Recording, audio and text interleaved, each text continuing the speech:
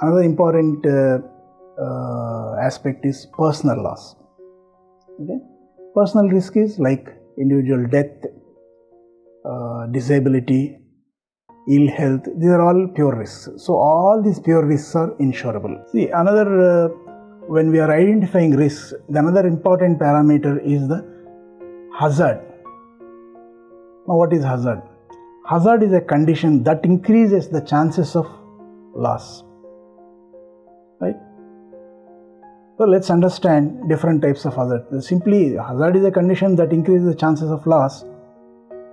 Does not mean anything unless we understand actually what type of hazards we can expect in real life. Right?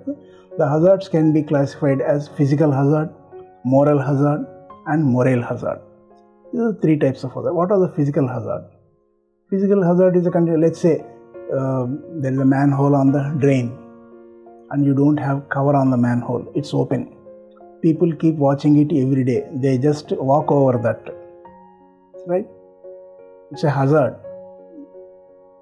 It's a risk. Let's say it rains.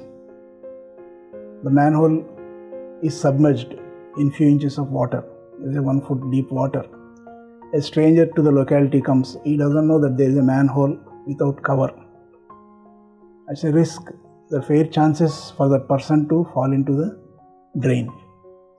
So not having cover on the manhole is a hazard.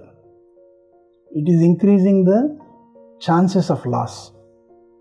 Right? Similarly, in a factory, you don't have walkway, you don't have parapet, proper railings you don't have. So what happens? In a hurry, a workman may fall down from the rail platform. From a height, he may fall down and he may get injured. So it's not having proper railing to walkways is a hazard. Right? Suppose you are driving a two-wheeler. You are not wearing a helmet. It's a hazard.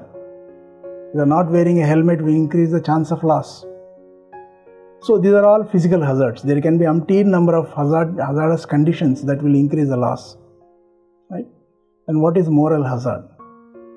Moral hazard is the possibility of a person indulging in fraud. So for example, you have employed a person and you have given him the responsibility of your cash. He is a cashier. Suppose he is having too many debts. He is under severe pressure from his people who lent him money. Right?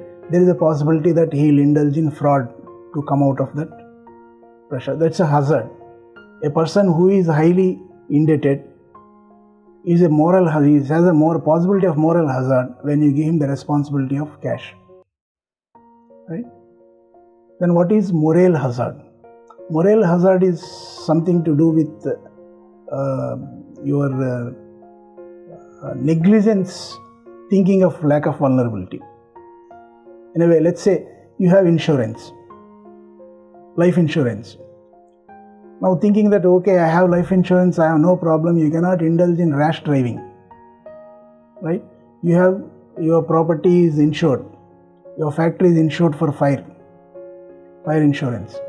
Now you cannot do irresponsible things in the factory, storing all explosives left and right without thinking that anyway I am insured, so I don't have to bother. That is not permitted. This is moral hazard. The understanding is that your behavior should be the same way as though you have not taken insurance, even if you have insurance.